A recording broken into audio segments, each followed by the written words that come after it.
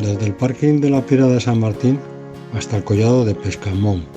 Pasaremos por la caseta de los Espiólogos hasta el collado de Murrón, donde ascendemos a la Uñamendi, de 2.505 metros. Bajada hasta el collado, para dirigirnos a destrepar el murallón de Uñamendi por su parte sur, hasta el valle donde pasa el GR, que viene del refugio de Belagua y va hasta el refugio de La Veraus. Empezamos a subir por una zona abrupta, cárstica y con grietas. La subida al Iru Remaya por su cara suroeste, hasta la cima, de 2.446 metros. La vuelta por el mismo sitio.